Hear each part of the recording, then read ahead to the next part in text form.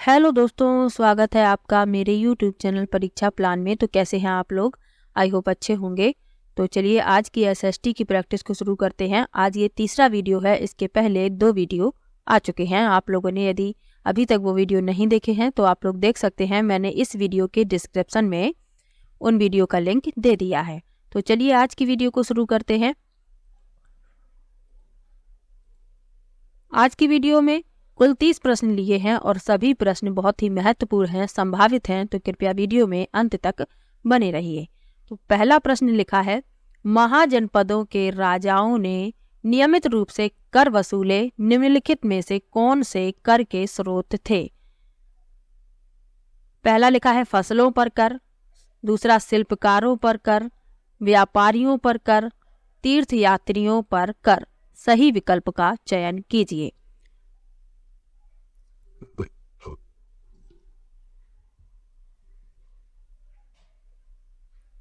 तो महाजनपद के जो राजा थे विशाल किलों का निर्माण कर रहे थे और बड़ी सेनाएं बनाए हुए थे, इसलिए उन्हें अधिक संसाधनों की भी आवश्यकता थी। तो इसीलिए वे फसलों पर कर, शिल्पकारों पर कर और व्यापारियों पर कर लेते थे। ए बी सी इसमें सही है। पहला विकल्प इस प्रश्न में सही है। तीर्थयात्रियों पर कर नहीं लिया जाता था। तो ए बी सी इसमें सही है। पहला विकल्प इस प्रश्न का उत्तर है।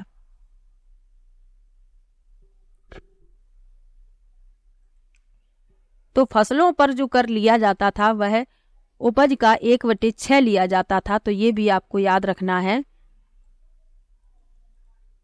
तो ये महाजनपद के राजाओं के बारे में लिखा हुआ है, जो महाजनपद के राजा कर वसूलते थे उनके लिए। अगला प्रश्न देखते हैं, निम्नलिखित में से कौन सा दिल्ली सल्तनत का भाग नहीं है? पहला विकल्प है राजपूत वंश, दूसरा है मंगोल, तीसरा है प्रारंभिक तुर्की शासक और चौथा है सैयद वंश। तो मंगोल जो है दिल्ली सल्तनत का भाग नहीं थे। राजपूत वंश, प्रारंभिक तुर्की शासक और सैयद वंश ये सभी दिल्ली सल्तनत का भाग थे। बी विकल्प इसमें सही है। अगला प्रश्न देखते हैं, लिखा है निम्नलिखित में से कौन सा 12वीं शताब्दी में प्रौद्योगिकी एवं शैली संबंधी दिखाई पड़ने वाला परिवर्तन था? पहला विकल्प है चापाकार एवं चूना पत्थर सीमेंट का प्रयोग, दूसरा विकल्प है अनुप्रस्थ टोडा निर्माण एवं चूना पत्थर सीमेंट का प्रयोग, तीसरा है अनुप्रस्थ टोडा निर्माण एवं चापाकार और चौथा है चापाकार अनुप्रस्थ टोडा निर्माण एवं चूना पत्थर सीमेंट का प्रयोग। तो प्रश्न में 12वीं शताब्दी में प्रौद्योगिकी एवं शैली में जो परिवर्तन हुआ था उसके बारे में पूछा गया है। तो पहला विकल्प इसमें सही है, चापाकार एवं चूना पत्थर सीमेंट का प्रयोग। इसके अलावा और क्या क्या परिवर्तन हुए थे? दरवाजों और खिड़कियों के ऊपर की अधिरचना का भार कभी कभी मेहराबों द्वारा वहन किया जाता था और इस वास्तुशिल्प रूप को चापाकार कहा जाता था। निर्माण में चूना पत्थर सीमेंट का तेजी से उपयोग होने लगा था। तो ये सब आपको याद रखना है। पहला विकल्प इसमें सही है। अगला प्रश्न देखते हैं, लिखा है नीचे दिए गए कथनों पर विचार करें, उपयुक्त विकल्प चुनें। कथन दिया गया है, कथन 1 ये दिया गया है, कथन 2 ये दिया गया है। तो चलिए कथन पढ़ लेते हैं पहले। ईस्ट इंडिया कंपनी के कुछ नियम सिपाहियों की धार्मिक भावनाओं और आस्थाओं को ठेस पहुंचाते थे। कथन 2 में लिखा है 1824 में सिपाहियों ने समुद्र के रास्ते बर्मा जाने से मना कर दिया, परंतु जमीन के रास्ते जाने का प्रस्ताव दिया। विकल्प आपके दूसरे पृष्ठ पर हैं, ये विकल्प लिखे हुए हैं।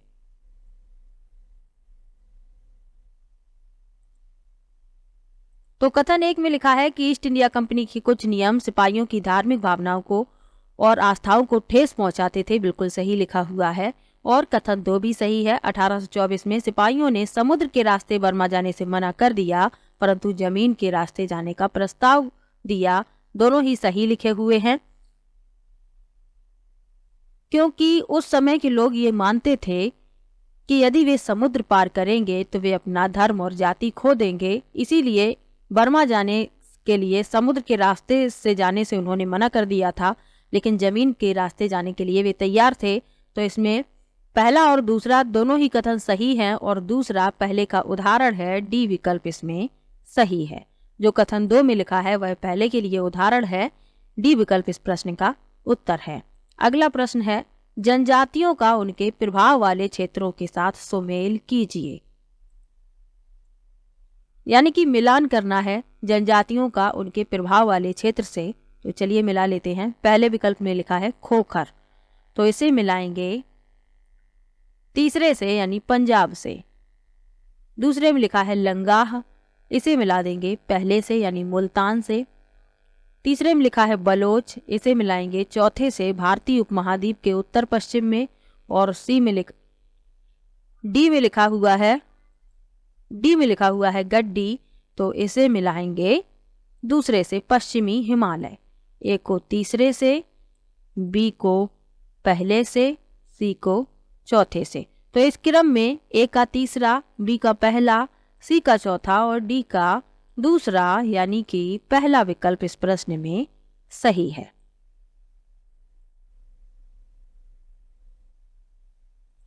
अगला प्रश्न देखते हैं। लिखा है, ब्रिटिश शासन की आदिवासी मामलों पर भूमिका के संदर्भ में कथनों पर विचार करें और सही विकल्प का चयन करें। कथन ए लिखा है, ब्रिटिश शासन के तहत आदिवासी मुखियाओं के कार्यों और ताकत में बहुत परिवर्तन आया। कथन बी में लिखा है, आदिवासी मुखियाओं को कई गांवों पर जमीनों का मालिकाना मिला और साथ में जमीन को किराए पर देने का अधिकार मिला। तो ये दोनों ही कथन सही लिखे हुए हैं। ब्रिटिश शासन के तहत आदिवासी मुखियाओं के कार्यों और ताकत में बहुत परिवर्तन आया था और आदिवासी मुखियाओं को कई गांवों पर जमीन का मालिकाना मिला था और साथ में जमीन किराए पर देने का अधिकार भी मिला था। ए और बी दोनों ही सही लिखे हुए हैं। सी विकल्प इसमें सही है। अगला प्रश्न है, परमहंस मंडली का गठन के उन्मूलन के लिए हुआ था। पहला विकल्प है सती प्रथा, दूसरा है प्रतिष्ठा के लिए हत्या, तीसरा है बाल विवाह और चौथा है जाति व्यवस्था। तो परमहंस मंडली एक सामाजिक धार्मिक समूह था जिसकी स्थापना 1840 में बंबई में दुर्गा राम मेहता जी, दादोबा पांडुरंग और उनके मित्रों के एक समूह द्वारा की गई थी। तो इसका गठन हुआ था जाति व्यवस्था के उन्मूलन के लिए। डी विकल्प इसमें सही है। अगला प्रश्न है, निम्नलिखित कॉलम का मिलान कीजिए। चलिए मिला लेते हैं। रॉलेट सत्याग्रह, तो ये कब हुआ था? तो ये हुआ था 1919 में। इसे तीसरे से मिला देंगे। पूर्ण स्वराज की मांग, ये 1929 में, चौथे से मिला देंगे। दांडी यात्रा 1930 में और असहयोग आंदोलन 1921 में। ये ऐसे प्रश्न मैं इसलिए ले लेती हूं ताकि इससे 4 प्रश्न तैयार हो सकें। यदि अलग से ये प्रश्न पूछा जाए तब भी आपको याद रहना चाहिए कि रॉलेट एक्ट कब हुआ था, यानी रॉलेट एक्ट सत्याग्रह कब हुआ था, तो आपको याद रहना चाहिए 1919 में, पूर्ण स्वराज की मांग 1929 में, दांडी यात्रा 1930 में और असहयोग आंदोलन 1921 में। तो 4 प्रश्न इससे तैयार हो जाते हैं। इस क्रम में डी विकल्प इसमें सही होगा।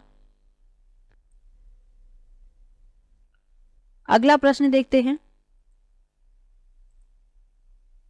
लिखा है, निम्नलिखित में से कौन से कानून द्वारा ब्रिटिशों ने भारतीयों की प्रांतीय स्वायत्तता दी? पहला विकल्प है मॉर्ले मिंटो सुधार, दूसरा है रॉलेट कानून, तीसरा है गवर्नमेंट ऑफ इंडिया एक्ट 1935 और चौथा है गवर्नमेंट ऑफ इंडिया एक्ट 1947। तो ब्रिटिशों ने भारतीयों को प्रांतीय स्वायत्तता दी। भारत शासन अधिनियम 1935, सी विकल्प इसमें सही है। The government of India act 1935, सी विकल्प इसमें सही है।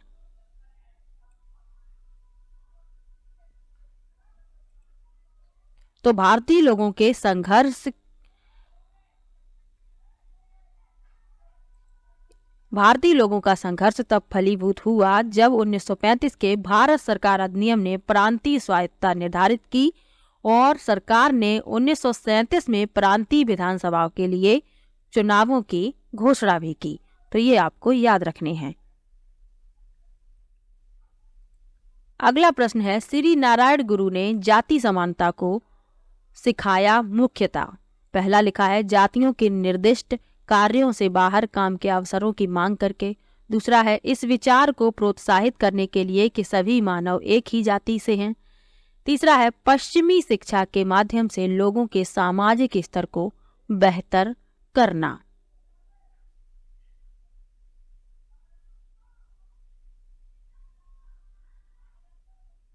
तो इसमें बताना है कि कौन सा विकल्प सही है।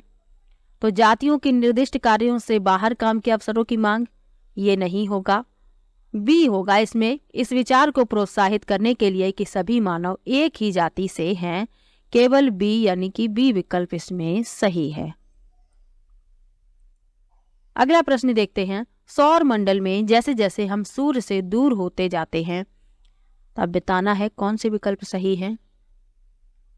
पहला है, ग्रहों द्वारा सूर्य के चारों ओर एक परिक्रमण करने का समय बढ़ता जाता है। दूसरा है, ग्रहों द्वारा सूर्य के चारों ओर एक परिक्रमण करने के समय घटता जाता है।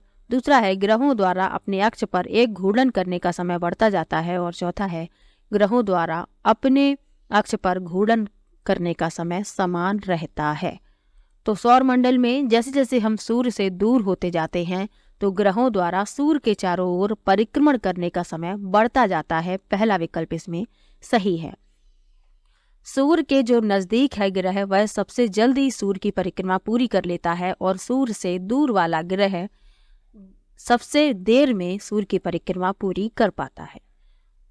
ग्रहों का क्रम क्या है? सूर्य के सबसे नजदीक है बुध, बुध के बाद है शुक्र, शुक्र के बाद है पृथ्वी, पृथ्वी के बाद मंगल, मंगल के बाद बृहस्पति, बृहस्पति के बाद शनि, शनि के बाद अरुण, अरुण के बाद वरुण। कुल 8 ग्रह हैं तो ये आपको याद रखने हैं।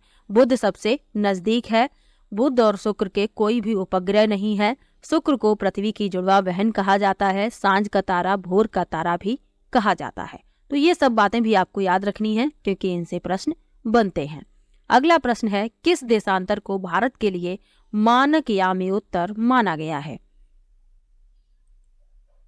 तो 82 अंश 30 मिनट पूर्व को भारत का मानक यामी उत्तर माना गया है। बी विकल्प इसमें सही है। अगला प्रश्न है, निम्नलिखित में से कौन सा कथन एंडीज पर्वत और ग्रेट डिवाइडिंग रेंज से संबंधित है? पहला विकल्प है, विषुवत रेखा इन दोनों क्षेत्रों से होकर गुजरती है। दूसरा है, मकर रेखा इन दोनों क्षेत्रों से होकर गुजरती है। तीसरा है, दोनों एक ही समय क्षेत्र में अवस्थित हैं। और चौथा है, दोनों महाद्वीपों के पूर्वी भाग में अवस्थित हैं। तो एंडीज और ग्रेट डिवाइडिंग रेंज से संबंधित है तो बी विकल्प इसमें सही होगा। मकर रेखा इन दोनों क्षेत्रों से होकर गुजरती है। तो एंडीज पर्वत जो है दक्षिण अमेरिका की एक प्रमुख पर्वत श्रृंखला है जो महाद्वीप के पश्चिमी तट के साथ चलती है।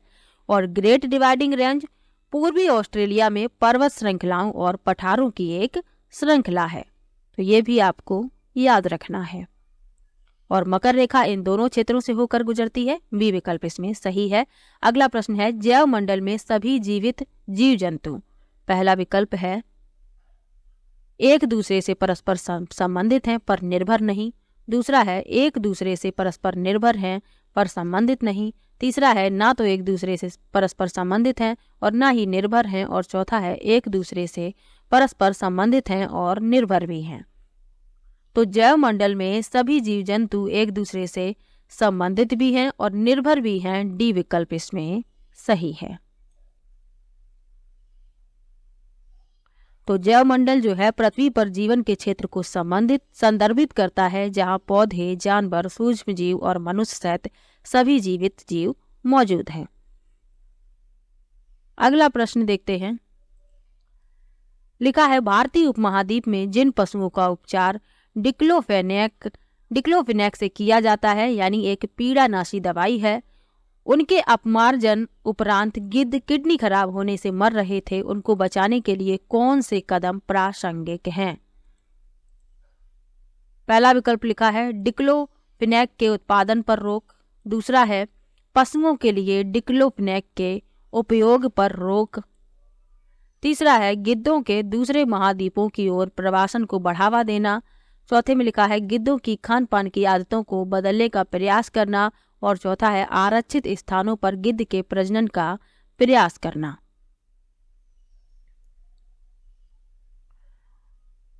तो इसमें बी इसमें सही होगा, पशुओं के लिए डिक्लोफिनेक के उपयोग पर रोक।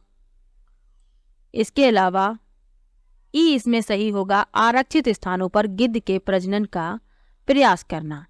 बी और ई यानी कि दूसरा विकल्प इसमें सही है, दूसरा विकल्प इसमें सही है। अगला प्रश्न देखते हैं, गल्फ स्ट्रीम उदाहरण है। पहला विकल्प है गर्म जल धाराओं का, दूसरा है ठंडी जल धाराओं का, तीसरा है महासागरीय धाराओं का, और चौथा है पवनों का। तो गल्फ स्ट्रीम जो है गर्म जल धाराएं हैं, ए विकल्प इसमें सही है।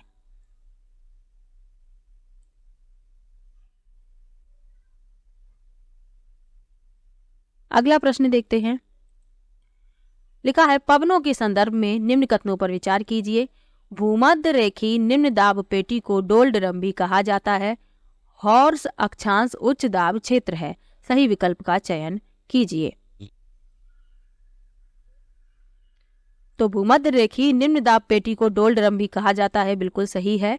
और हॉर्स अक्षांश उच्च दाब क्षेत्र है, ये भी सही है। ए और बी दोनों ही सही है, यानी कि सी विकल्प इसमें सही है।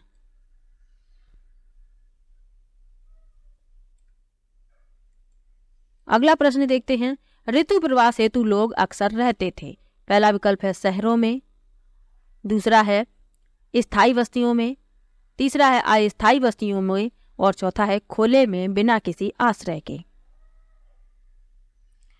तो ऋतु प्रवास क्या है, पहले तो ये समझना आवश्यक है। तो ऋतु प्रवास एक प्रकार का पशु चारण है, जहां लोग विभिन्न चरागाह क्षेत्रों के बीच अपने पशुओं के साथ मौसमी आवाजाही का अभ्यास करते हैं। तो ये लोग रहते हैं अस्थायी बस्तियों में। सी विकल्प इसमें सही है। ऋतु प्रवास हेतु लोग अस्थायी बस्तियों में रहते थे। सी विकल्प इसमें सही है।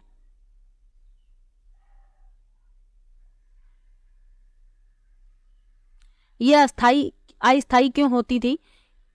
क्योंकि चराई के मौसम के दौरान चरवाहों और उनके पशुओं के लिए आश्रय और मौलिक आवश्यकताएं ये प्रदान करती थी। उसके बाद ये किसी और स्थान पर चले जाते थे, इसीलिए ये अस्थायी होती थी। अगला प्रश्न है, अगर किसी सेल में तांबा मौजूद है तो उस सेल का रंग क्या होगा? पहला विकल्प है लाल, दूसरा है हरा, तीसरा है नीला, और चौथा है भूरा।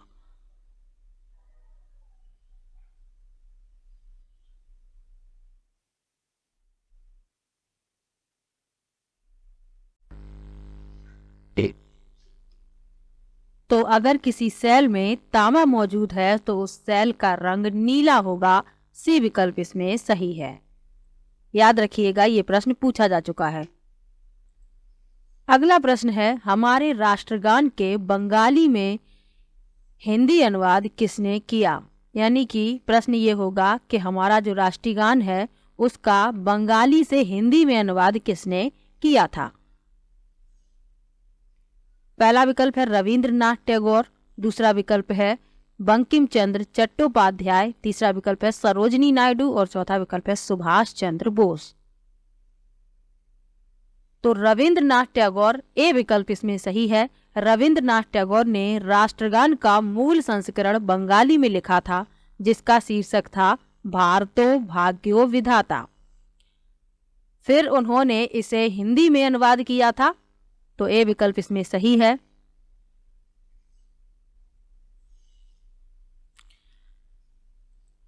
अगला प्रश्न देखते हैं, लिखा है एक राज्य के मुख्यमंत्री की नियुक्ति कौन करता है? पहला विकल्प है भारत के राष्ट्रपति, दूसरा विकल्प है विधानसभा के अध्यक्ष, तीसरा विकल्प है भारत के उपराष्ट्रपति और चौथा विकल्प है भारत के राज्यपाल। तो राज्य के मुख्यमंत्री की नियुक्ति राज्यपाल द्वारा की जाती है। डी विकल्प इसमें सही है, राज्य के राज्यपाल द्वारा। राज्यपाल राज्य का प्रथम नागरिक होता है और भारत का प्रथम नागरिक राष्ट्रपति को कहा जाता है। तो ये भी आपको याद रखना है, ये दोनों ही प्रश्न पूछे जा चुके हैं। अगला प्रश्न है, निम्नलिखित में से कौन सा कथन भारत में नगर प्रशासन के संबंध में सही नहीं है? पहला विकल्प है नगर निगम शहरों में स्कूल एवं अस्पतालों का प्रबंधन करते हैं। दूसरा है बड़े शहरों में नगर पालिकाएं होती हैं। तीसरा है नगर निगम संपत्ति कर की उगाही करते हैं। और चौथा विकल्प है निगम पार्षद एक चुना हुआ सदस्य होता है। तो भारत में नगर प्रशासन के संबंध में सही नहीं है, यानी कि जो कथन गलत है वह बताना है। तो बड़े शहरों में नगर पालिकाएं होती हैं, ये गलत है, क्योंकि बड़े शहरों में नगर निगम होते हैं, नगर पालिकाएं छोटे शहरों में होती हैं। बी विकल्प इस प्रश्न का उत्तर है। अगला प्रश्न देखते हैं। लिखा है निम्नलिखित में से कौन स्वरोजगार में संलग्न है? पहला विकल्प लिखा है एक कपड़े के कारखाने में काम करने वाला श्रमिक। दूसरा है एक सौंदर्य प्रसाधन ब्रांड की विक्रेता। तीसरा विकल्प है एक रिक्शा चलाने वाला। और चौथा है एक कॉल सेंटर का कर्मचारी। तो स्वरोजगार में संलग्न पूछा गया है, यानी जिसका स्वयं का रोजगार है। तो सी विकल्प इसमें सही है, एक रिक्शा चालक, यानी कि रिक्शा चलाने वाला।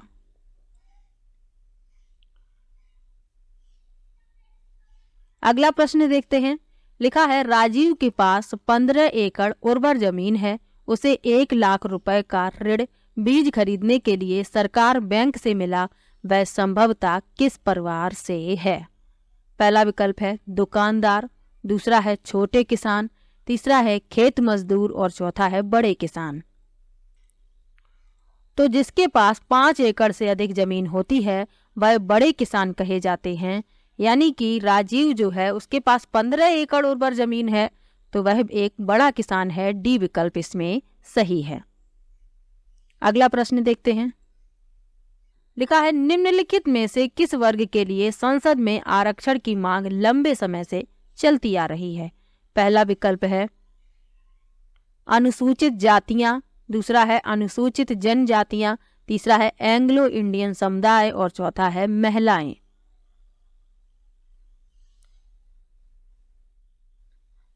तो संसद में आरक्षण के लिए लंबे समय से मांग चलती आ रही है महिलाओं के लिए। डी विकल्प इसमें सही है।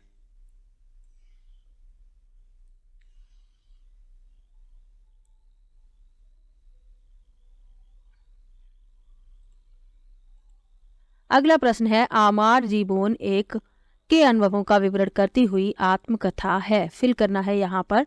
पहला विकल्प है आध्यात्मिक गुरु। दूसरा है गृह सेवक। तीसरा है गृहिणी। और चौथा विकल्प है दलित। तो आमार जीवोन एक बंगाली गृहिणी के अनुभवों को बयां करने वाली एक आत्मकथा है।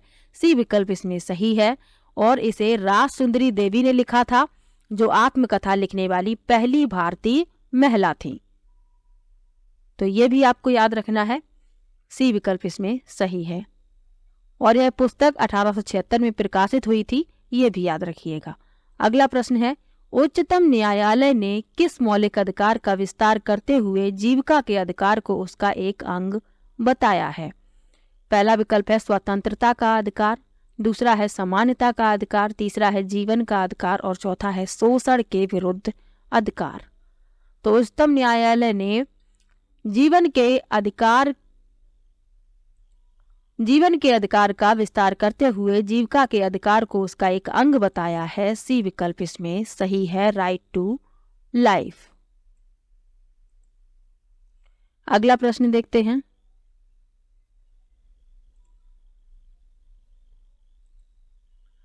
निम्नलिखित में से कौन सा घरेलू हिंसा से महिलाओं का संरक्षण अधिनियम 2005 से संबंधित नहीं है? पहला विकल्प है महिला का उसके पति द्वारा यौन उत्पीड़न। दूसरा है घर के भीतर मौखिक और भावनात्मक धमकियां। तीसरा है घर के भीतर एक महिला का आर्थिक शोषण। और चौथा है महिला की जाति के आधार पर सामाजिक भेदभाव। तो इसमें महिलाओं का संरक्षण अधिनियम 2005 से संबंधित नहीं है पूछा गया है। डी विकल्प इसमें सही है, महिला की जाति के आधार पर सामाजिक भेदभाव। डी विकल्प इस प्रश्न का उत्तर है। तो भारत में घरेलू हिंसा से महिलाओं का संरक्षण अधिनियम 2005 भारत की एक संसद का अधिनियम है जो महिलाओं को घरेलू हिंसा से बचाने के लिए बनाया गया है।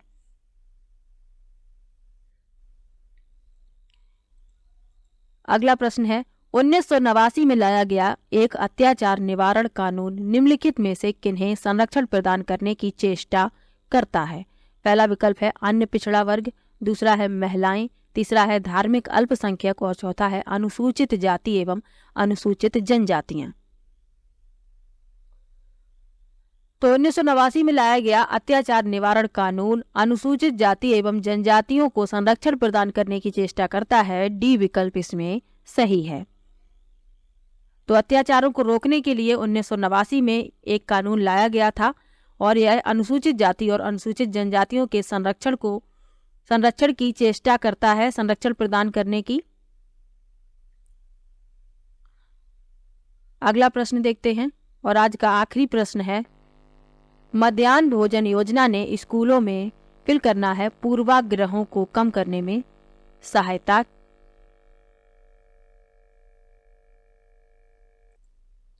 की होगा, यहाँ पर गलत लिख गया है, करें फिल करना है। पहला विकल्प है लैंगिक, दूसरा है जातीय, तीसरा है वर्गीय और चौथा है क्षेत्रीय। तो मध्याह्न भोजन योजना ने स्कूलों में जातीय पूर्वाग्रहों को कम करने में सहायता की। बी विकल्प इसमें सही है।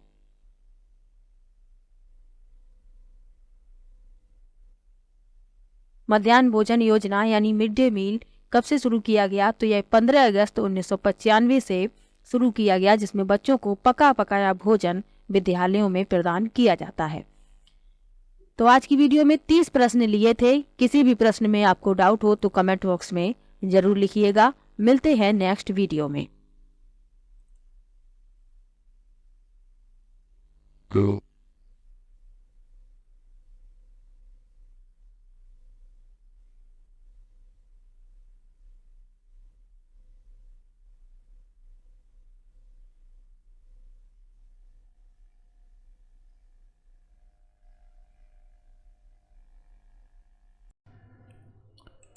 वीडियो कैसा लगा कमेंट बॉक्स में ज़रूर बताइएगा। वीडियो को लाइक कीजिए, शेयर कीजिए और चैनल को सब्सक्राइब कर लीजिए।